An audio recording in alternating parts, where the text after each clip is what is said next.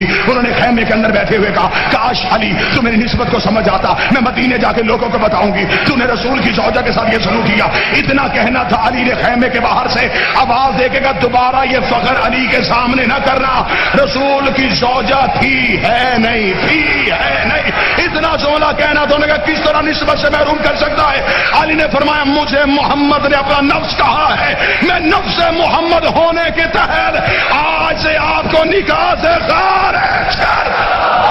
میں ہوں نفس پیغمبر، میں ہوں نفس اللہ۔ ایک ہی وقت میں علی کے پاس دو نفس تھے، اللہ کا نفس بھی تھا۔ بسم اللہ الرحمن الرحیم۔ موصوف کا یہ بات کرنا نبی پاک علیہ الصلاۃ والتسلیم کی بھی توہین ہے، اور خود یہ مولا علی سرکار رضی اللہ تعالی عنہ کی بھی توہین کر رہا ہے۔ اب یہ جھوٹا شخص عوام کو جھوٹ سنا کر ان کو اپنی طرف مائل کرنا، یہ ان کا طرز عمل ہے۔ یہ جھوٹا شخص جھوٹی بات کو منسوب کر کے عوام کو اپنی طرف مائل کر رہا ہے، جس کا حقیقت سے کوئی تعلق نہیں ہے۔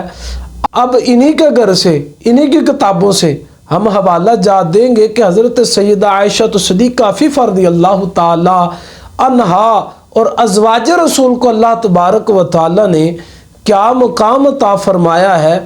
اب یہ انہی کے گھر کی کتاب ہے، کتاب کا نام مجمع البیان فی تفسیر القرآن، اور اس کی جلد نمبر 8 ہے اور صفحہ نمبر 117 ہے۔ یا نساء النبی لستن کا احد من النساء، اس آیت کے تفسیر میں اس نے یہ بات نقل کی ہے اور کہتا ہے وقال ابن عباس معنہ لیس قدرکن عندی کا قدر غیرکن من النساء الصالحات انتن اکرم علی فانا بکن ارحم اثوابکن اعظم لمکانکن من رسول اللہ صلی اللہ علیہ وسلم۔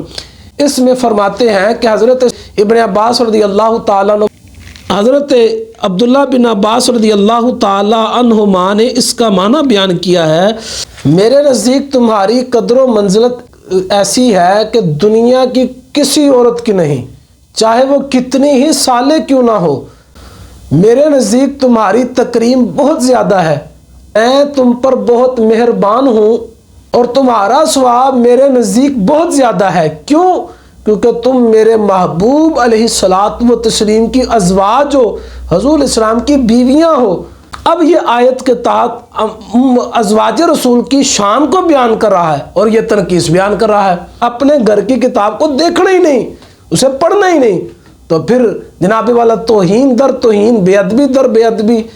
یہ تفسیر قمی ہے اور اس کی جلد نمبر 3 ہے، اور سورہ احزاب النبی اولا بالمؤمنین اس آیت کے تحت لکھتا ہے قال نازلت وہو اب لہم ومانا ازواج امہاتہم، کہتا ہے جب یہ آیت نازل ہوئی تو حضور علیہ السلام مومنوں کے باپ ہوئے اور آپ کی بیویاں مومنوں کی مائیں ہوئیں، اور یہ کہتا ہے کہ نفس علی ہونے کے تحت میں نے تمہیں نکاح سے خارج کر دیا۔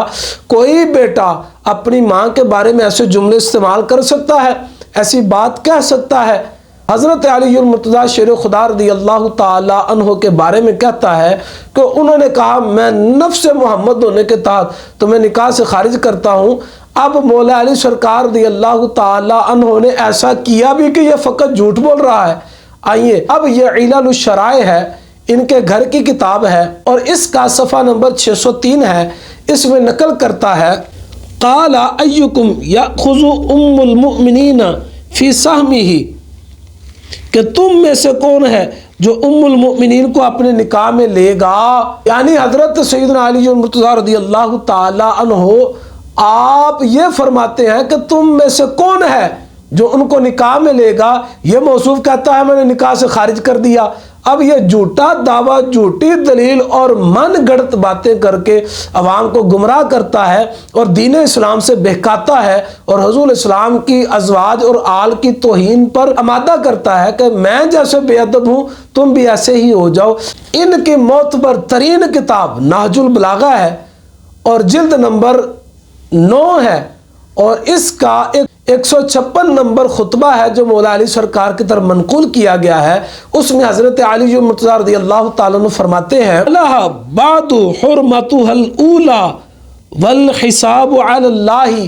مولا علی سرکار فرماتے ہیں کہ جنگ جمل کے بعد اور سارے معاملات ہونے کے بعد کا خطبہ ہے کہ مولا علی سرکار رضی اللہ تعالیٰ فرماتے ہیں کہ کیا فرمایا، قال ایکم یاخذ ام المؤمنین، ام المؤمنین کا لفظ فرمایا۔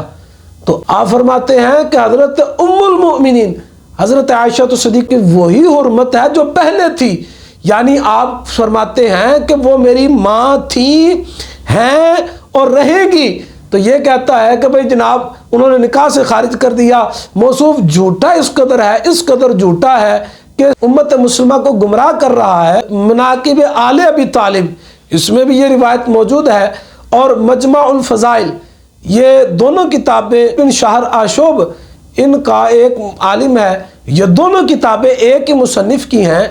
اب اس میں یہ لکھتا ہے، ذرا سماعت فرمائیں، مجمع الفضائل کی جلد نمبر 2 ہے اور صفحہ نمبر 149 ہے، اس میں کہتا ہے تو کیا قید کرتے تمہاری ماں عائشہ صدیقہ کو، تمہاری ماں عائشہ صدیقہ کو پھر حلال ہونا چاہیے تا ان کا ماں مثلے ان کے غیر کے، یعنی جیسے دوسری عورتیں قیدی ہوتی ہیں ویسے یہ قیدی ہوں تو یہ بھی حلال ہوں۔